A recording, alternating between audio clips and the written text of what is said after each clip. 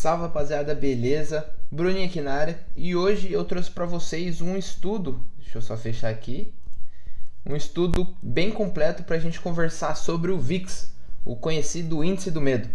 Então, se você está assistindo isso daí no YouTube, não se esquece de se inscrever aqui no canal, já deixa seu like também que eu tenho certeza que você vai se amarrar nesse conteúdo, beleza?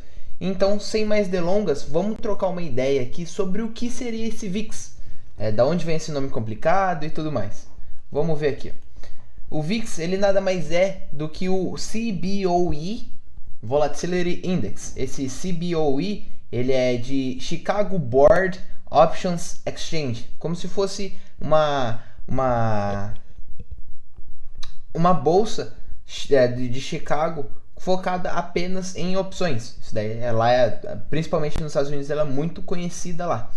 Beleza? Então, vamos aqui. O que seria esse VIX? O VIX nada mais é do que a expectativa de volatilidade dos próximos 30 dias calculados em tempo real. Então, ele é derivado dos dados das opções do S&P 500 e, além disso, ele fornece uma medida de risco, e de sentimento dos investidores. É conhecido como medidor de medo, né, o Fear Gauge, ou índice do medo, que é o Fear Index. Ele é muito utilizado principalmente nos grandes momentos de volatilidade. Pode perceber que não tem ninguém agora, em agosto de 2020, falando sobre isso. Mas em março tinha gente olhando isso daí a cada minuto, todos os dias e tudo mais. Então, lembre-se muito bem de quem está te avisando das coisas, quem está te dando a informação antes do que você realmente precise. Em março, estava todo mundo querendo saber sobre opções, seguro de carteira e tudo mais.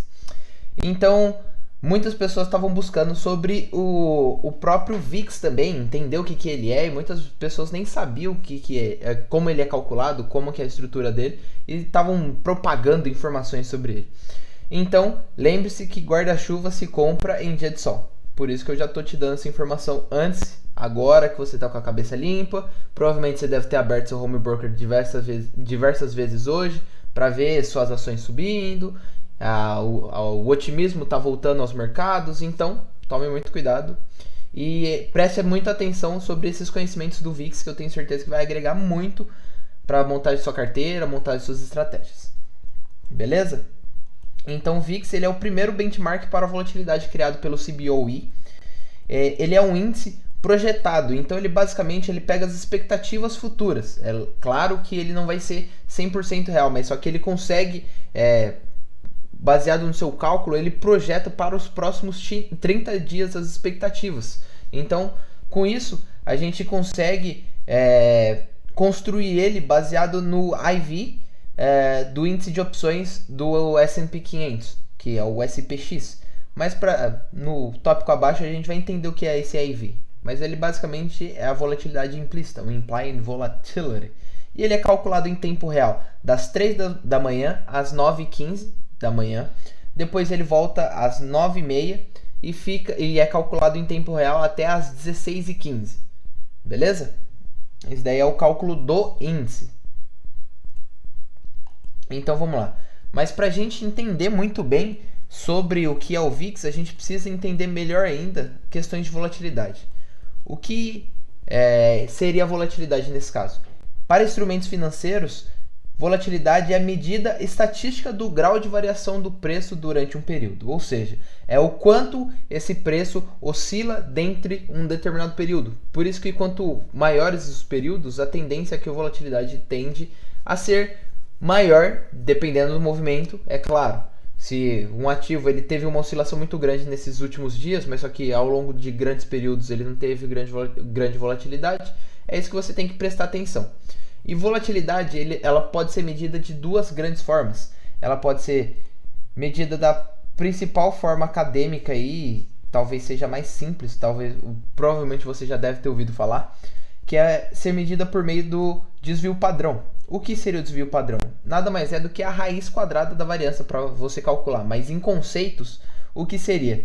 É a medida que expressa o grau de dispersão de um conjunto de dados. Então, basicamente, para você calcular o desvio padrão, você pega o número x e subtrai da média. O x1 subtrai da média, x2 subtrai da média. E com isso você vai trabalhando dentre esse range. Depois você tira a raiz quadrada e tudo mais.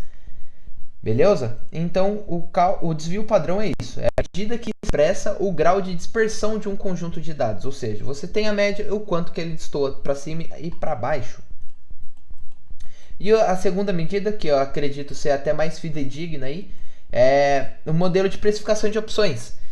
Um modelo mais utilizado é o Black-Scholes, que ele utiliza aí 5 grandes métricas principais e a volatilidade é uma delas. Mas, basicamente, é qualquer modelo que você encontrar de precificação de opções. Por quê? Todo o VIX ele é calculado na derivada do S&P. Então, na derivada são as opções. Por isso que são derivativos. Beleza? Então, vamos entender um pouquinho mais. O modelo de precificação de opções, como o Black-Scholes, com os preços das opções é possível derivar e chegar na volatilidade implícita daquele ativo. Daí vem o IV, que é o Implied Volatility, a volatilidade implícita daquele ativo. Beleza? Então, o que a gente precisa agora entender melhor é como ele é calculado. É lógico que a gente não precisa saber fazer a conta, porque tudo isso é um sistema, ele é calculado automaticamente. É um robozinho, um algoritmo que fica rodando. Matematicamente falando, ele é bem complexo. Os detalhes estão aqui no white paper da CBOE. E dá uma olhadinha só nessas fórmulas.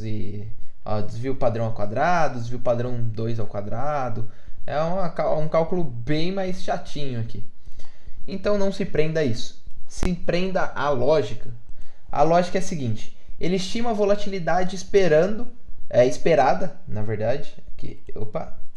Esperada do S&P 500 dos próximos 30 dias, agregando preços ponderados de diversas call e puts, que são opções de compra e opções de venda, de SPX, que é o índice do S&P 500 de opções, em uma gama diversificada de strikes, diversos strikes, que seriam diversos preços de exercício. Basicamente, ele tem que excluir todas as opções que tem a opção que tem um preço zero. Porque como você vai fazer a derivada de zero? Como você vai encontrar a volatilidade de algo que tem preço zero? Beleza? E esse preço zero é quando você olha no bid e no ask, quando você vê compra e venda, pedidos de compra e venda. Se não tiver movimentado ou se for zero, então esse daí vai ser provavelmente zero. Fechou? Então a gente já viu como ele é calculado. Agora vamos entender o gráfico dele. Só para vocês entenderem, o gráfico eu peguei da plataforma paga que eu tenho aqui do Guru Focus e transferi ele para cá. Então aqui a gente vê dados aí desde 1991 e a gente consegue ver que em verde é o S&P 500, é o earnings per share do S&P 500 e aqui a gente vê que é a volatilidade, o VIX. Mas na verdade aqui não é o earnings per share, eu quero só o S&P 500. Então a gente já pega aqui de novo. Vamos ver que eu tinha selecionado errado. A gente diminui aqui. A gente diminui o range aqui. A gente dá um salvar na imagem. Aqui ele já vai salvar automaticamente. A gente só precisa jogar aqui pro Paint. Então vamos aqui. Aqui agora sim a gente está com S&P 500. E essas marcas em cinza aqui, elas nada mais são do que as recessões que a gente teve. Se você for pegar aqui, a crise aí que a gente teve, recessão de 1990. Aqui a gente teve a bolha das .com, aqui é a crise do subprime e esse daqui é o Corona Crash. Beleza? Isso daí não é considerado ainda como uma recessão, porque ele só foi um grande movimento de queda, só foi um crash muito forte. Mas olha aqui que interessante. Aqui a gente consegue ver duas coisas principais que, na verdade, que a gente precisa entender. É que quando tem picos de alta no S&P 500 muito forte, ou seja, a subida é muito íngreme, o que acontece? O próprio índice da volatilidade ele acaba subindo também. Deixa eu pegar uma outra cor aqui. Isso.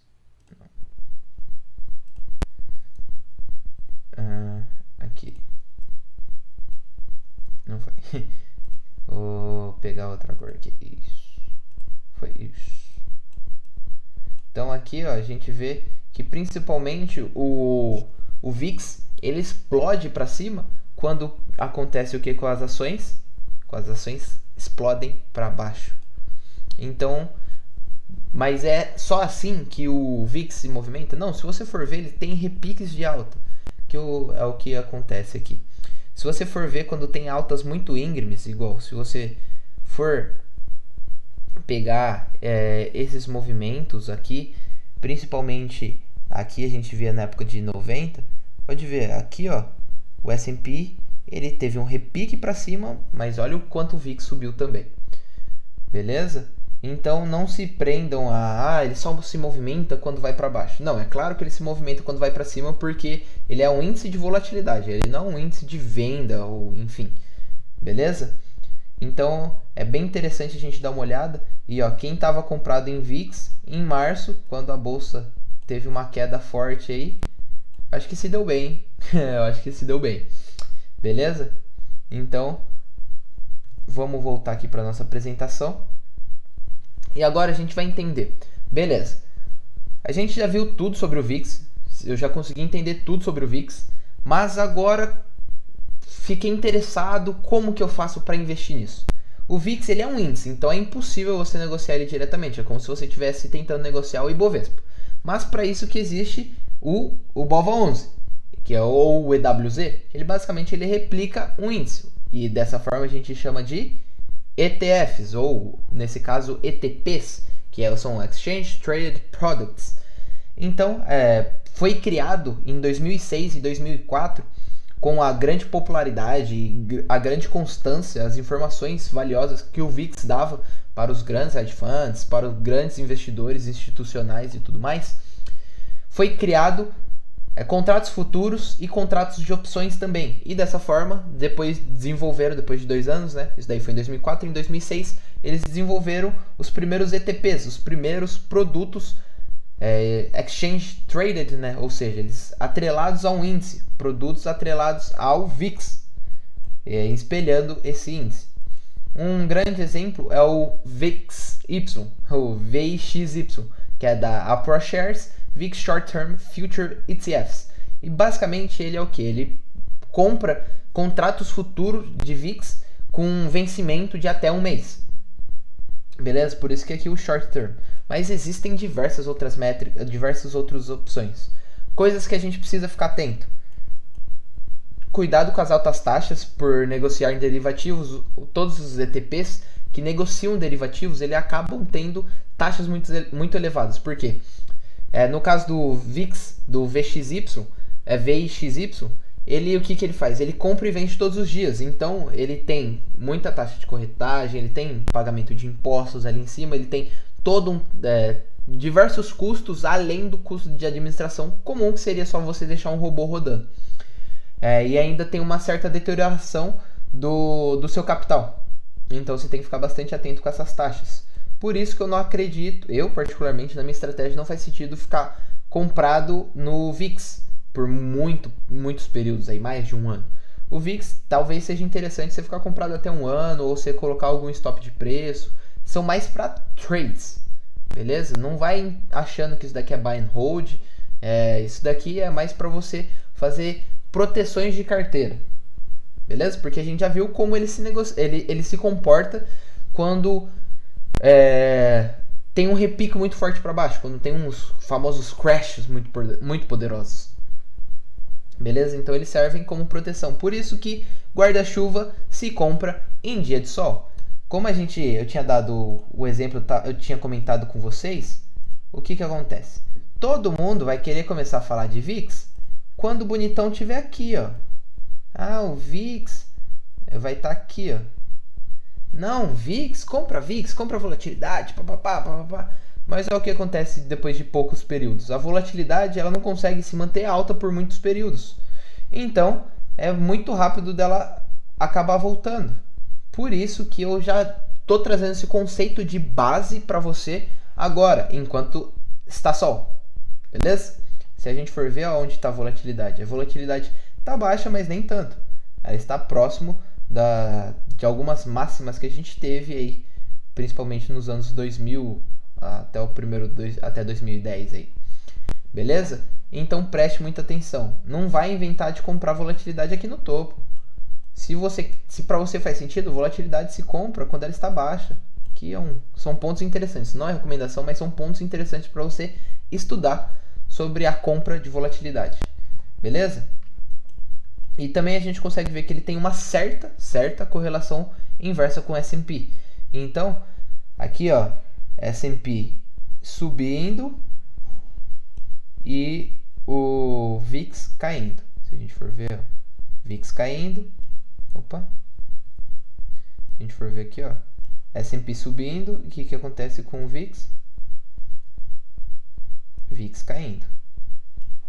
S&P caindo, o que acontece com o VIX? Subindo. Beleza? Então a gente consegue ver que tem certa correlação, não é 100%, nada é 100% no mercado, nada é binário ou 1 ou 0. Então por isso que você tem que ter esses conceitos de base para tirar suas próprias conclusões.